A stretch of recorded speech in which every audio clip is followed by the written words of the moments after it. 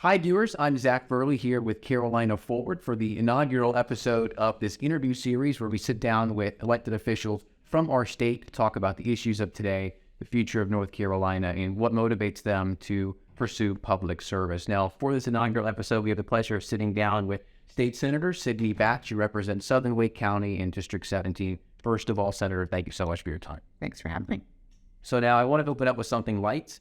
I read an article back during election season that said you were the soccer mom of the soccer mom district of North Carolina. Now, I was going to ask you a question about the sports side of it, but you and I were speaking before, and it seems you have maybe some more artistic sides on your family, maybe some future directors. Can you tell me about that family dynamic you got going on? Yeah, so I am a boy mom through and through. My children absolutely love WWE. So we have actually gone to SmackDowns in Greensboro. We took them to another one in Charlotte. And so my 11-year-old's about to have a birthday, turning 12 this week. We are actually having a WWE party where all of us have to dress up as who we think our wrestling character should be. And so it's going to be a really interesting party. But yes, I am a soccer mom, but I am also a WWE mom. Amazing. You know. I love that. So now you're a North Carolinian natively, and you're also, I think, a 3-time graduate of UNC Chapel Hill. What is it like being a public official, being elected by your fellow citizens to a state in an area that means so much to you? Yeah. I always say Carolina has all my love and all of my money.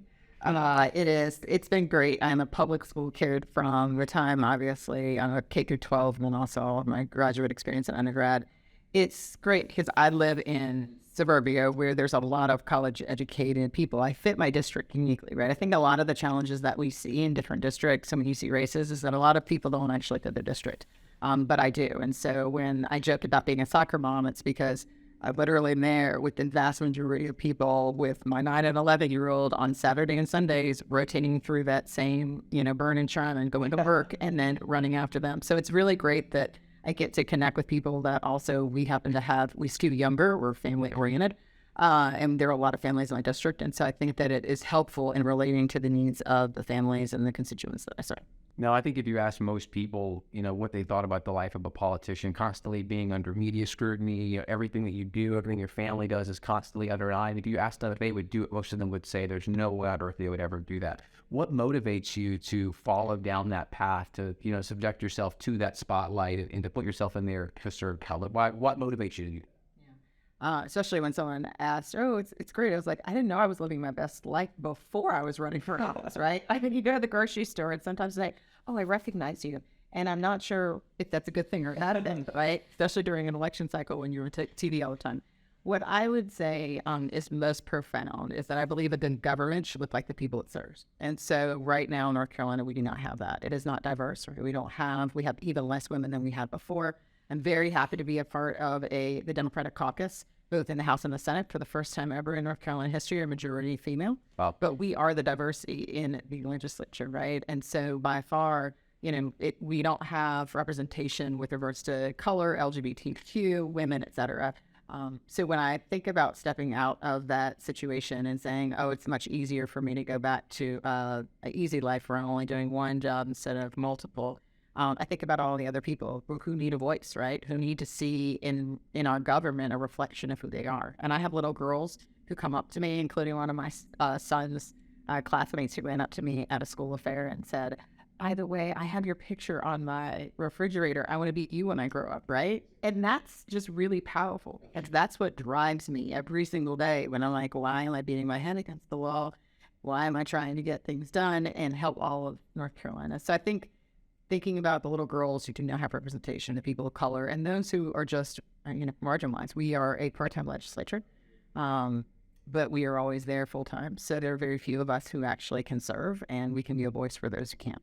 Amazing. Are there issues that you are most passionate about, whether those came from a personal connection or something in your background? Are there any areas that when you sit down or whenever you decided you were going to run, you said, "This is what I wanted to focus on"? Yeah.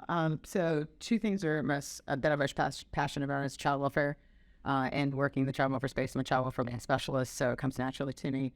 But also because if we can actually affect a positive outcome very early on when children in early development can have the best shot at life, we'll all benefit from that. But also, I'm just very family oriented. A lot of the legislation that I pass, that I file, unfortunately not always getting past with the dynamic of how it is right now, is about family center practices that are going to help working families. So paid leave, right? Yeah. We have people who have to go to work because they're sick, because they can't take a day off work, or they have to choose whether or not they're going to pay their medical bills or get a prescription filled or keep their lights on.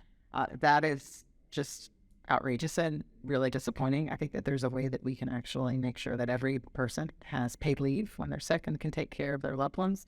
Unfortunately, that has not gone through the general system. So now you had mentioned a little bit about the dynamic in the legislature, being that, there is this Republican supermajority in the Senate.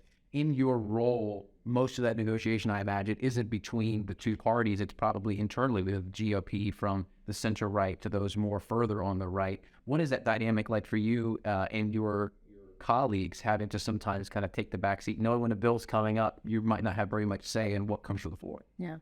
Well, I was actually joking with one of my Republican colleagues in the Senate and said, we all sit on the back row and have popcorn and I'll watch the infighting, because the reality is the House is going to pass bills in the Senate, and the Senate Republicans no longer say that the Senate Democrats are stopping that agenda, right? They're going to have to be the bad parent. They're going to have to be the heavy. If legislation gets through that is pretty toxic for North Carolina and is bad for business and bad for families, they're the ones that are going to be holding the bag. We cannot be blamed anymore, right? So we still do a lot of work behind the scenes, and I think what is lost on most people, 95% of the legislation passes almost unanimously. It's that 5% that makes the media, that gets all the attention. And what we try to do is make bills better, and you would never know it, right? The negotiations that we do behind the scenes with Republicans on bills to make them better than they would be is really what we spend a lot of time on. Now, your Senate race this past cycle turned out not to be quite as close as some people thought it might be. What did you learn about your own campaign, about your district, as well as the shifting environment statewide this past time around? So it's interesting. I don't know that I learned more than what some of the consultants and other individuals start listening to. I think we get into this whole idea of we are told that what people want to hear. And if you're not who you are and show up authentically as yourself, and some people probably shouldn't show up authentically as themselves, they wouldn't run the race. But I say all that to say is that I wasn't really surprised about where my district is, because I actually, again, believe that I fit in the district. So it's a moderate district, right? I mean, there are things that I am absolutely passionate about, and then there are things that I feel like we should be a little bit more balanced on. And so for me, it wasn't surprising. The margin was surprising only because we kept hearing, what's happening? It's going to be so close. But every single time, that I'm out, I sit there and I'll talk to somebody from New York, and they're like, hey, I was a Republican in New York, and then I got to North Carolina, and I'm trying to figure out, but this is not the Republican Party I know. And I said, yeah, a New York Republican is a moderate Democrat in North Carolina, right? And they go, that's what I'm figuring out. So I think when you have so many people moving from the Midwest and from up north and from, the West Coast, you have a very different level of politics that come from all of those different places. And so because we are one of the fastest growing areas in the state, I think that that's probably what's helped out with the growth and with just the shift of how it used to be traditionally very red, and now it is lean blue, as evidenced by the election. So now Democrats had mixed results in 2022. A handful of your colleagues were elected to Congress, but then on the other hand, of course, the Democrats lost the Senate race, and then the Supreme Court as well in North Carolina flipped. All of this is happening while the GOP is continually, especially on the House side, has shifted further right. Outside of legislation, how do you, as a political leader, respond to that sort of a charged environment that continually shifts away from what you would see as the middle? Yeah. So I think that we spend, and the media in particular, spends a lot of time on just the negative. They don't talk about the positives. They don't talk about what we're doing, and no one has a plan. If we're not messaging and singing from the same hymn book, especially like the GOP does, right, they can tell you in 30 seconds what they stand for. Unfortunately, we as Democrats have not been able to do the same. We are trying to make sure that we're driving a positive message that is also hopeful, right? I mean, yes, you should be fearful of what's coming, but we should also instill hope in people with regards to what we could do and what North Carolina could look like. And so what I really try to do is meet people where they are, wherever we are. Eastern North Carolina has different challenges than my district, right? I mean, we are one of the fastest growing. We have a life science industry. The average income is much higher than what you would get. We can't ignore rural North Carolina and those people that are struggling in those districts. And so I think we have to make sure that we are speaking to everyone instead of just going to the far left or the far right of our parties. Now, not only is it coupled with the fact that the elected officials are sometimes shifting further one way or the other, but also the moderate American, sometimes you'll find that there is a shift in the discussions that people are having, even amongst their own family members, where some people just don't believe in facts anymore, or they don't, sometimes something is true and they just hear something else and don't believe it. When you go out, you're meeting with voters, I know that can be difficult sometimes to try and get through to some people. Maybe you want to have a personal appeal, but some people just maybe aren't open to a particular appeal because maybe they're just misinformed on some information. How is that difficult to bridge that divide when people are so separated both in what they believe is true and then their opinions and people that might be on the other aisle? Yeah, it's a great question. So for me, I really believe it's hard to hate people up close. Yeah. If we take the time and we meet people where they are and we try and listen, right, to understand, not to respond. Most of the time we're just waiting so that we can just jump in there and say, oh, well, this is 3-1, you're wrong. And I had a really, a perfect example would be at someone who I knew in the district who I helped out. She's a Republican and she really struggled with voting for me because she just felt like some of my views were not obviously aligned with her. But she knew me as a person.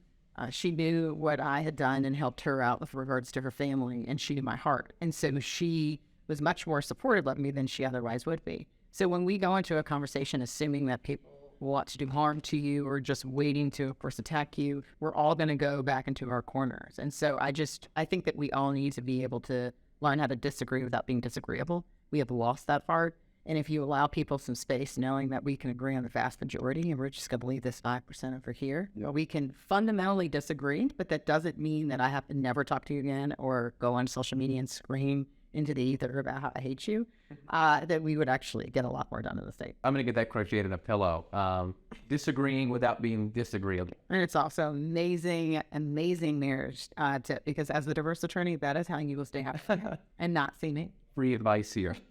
Shifting from a much heavier topic, the North Carolina Supreme Court ordered that the Senate map to be redrawn because they said it was unconstitutional gerrymander. Now, because of the elections in 2022, it's now a Republican majority court, so there's no longer a check on whatever the Republicans draw as far as the maps go. Do you see Democrats being gerrymandered into basically a permanent Senate minority, super minority for the next 7 years? Well, they will certainly try. And I think that it's incumbent upon Democrats for us to, get our acts together and decide how we're going to win these districts. And it is going to be hard, right? I mean, if you can draw the lines, if you can cut precincts, if they break all the rules and then they feel like the courts are just going to go ahead and rubber stamp it, it will be really difficult. But I don't see them being in a position where they will always have a supermajority. I think that there's an easy path to 21, potentially 24, depending on, of course, the growth and the trends in certain districts. But at the end of the day, we know what's coming, and we can't waste any time trying to figure out how we pivot as Democrats in order to go ahead and, of course, win as many seats as we can. Also, North Carolina is in the spotlight of the federal Supreme Court as well, with Moore versus Harper and the independent state legislature theories. I've heard of the ISL fan fiction sometimes. Now, there is this idea among some people in the state that if the Supreme Court finds a place for the ISLT in federal jurisprudence, that would give Republicans basically the authority to draw all the maps they want. And then, of course, there are other options as far as what happens with elections and that sort of thing. It's very scary with this sort of case. How disturbing is that to see the sort of rhetoric that's going on with the ISLT originate from your state? And are there discussions among Democrats going on about possible worst-case scenarios with that? Yeah, so it's not surprising, like this, some of the worst legislation that gets passed or is even suggested in North Carolina ends up coming from North Carolina and then generates and starts populating in other states, right? It's really concerning. And if you look at the more extreme, and when you have gerrymandering, what actually happens, which people don't talk about, is that you get more polarizing extremes on both ends, right? The far right and the far left in primaries are what's going to come back. So the Freedom Caucus in the House, for instance, has grown drastically in the last 2 to 3 cycles. You can't bridge gaps if you continue to get rid of the moderates in the middle, right? You're going to have people who are just going to die on whatever hill, and every battle they're going to fight. And so what concerns me there is if we don't have a check for the courts, whether it's the Supreme Court that's GOP controlled or democratically controlled, we are not going to have a check on that power. And that's terrifying because there's a lot that people can do. And some of us love the pleasure of serving and are actually public servants by life. will be fulfilling. I have something else to go back to. Others are going to hoard power as long as they can. And those are the individuals, and unfortunately, are in many of the districts that will never be primaried or ever be in a situation like mine where it's independent. So to wrap things up here, we have talked previously about sometimes in the media we focus on the negative, or we like to focus on the drama, what's driving the clicks sort of side of it. But you are passing bills, you are helping with Carolinians. Is there some of that stuff you'd like to focus on here while you have the platform to talk about the things you're doing to improve people's lives? Yeah, so, we were able to pass almost unanimously a bipartisan bill of child welfare that's going to improve the lives of foster families and everyone that's in the foster care system and speed up permanence so they can hopefully be reunified with their families or be adopted sooner. We also passed legislation that now extends. It was abysmal, right? 3 months, we only had postpartum care for women. 2 to 3 months after postpartum, they were on Medicaid. Fortunately now, they actually have it for a year, right? So we are able to do that. Should it be longer? Okay. Should it have been longer from the beginning? Yes. But did we finally make it happen? Yes, right? And then the other thing that I will say is that child marriage, it is still not 18, right? Still not 18, but we got 16. It was 14. A lot of people don't know that, right? I mean, the reality is that little girls in the state of North Carolina had less rights, right, at 14 than anyone else in the country because we had child marriage. So while I would have loved to get it to 18, we got it to 16. That is better, right? So we are a work in progress. I'm not saying we're perfect, right? But we are at least striving to try and make gains in areas in a bipartisan way that are going to improve the lives of millions. Senator, thank you so much for your time. Thank you for all that you do in the community, in the state, for politics in North Carolina, especially for taking the time to sit with us and do this. Appreciate it. Thank you very much. Well, we'll see who comes up next. Thank you for tuning in here on Carolina Forward. Make sure to tweet all of our channels for all coverage about Carolina politics. Thank you.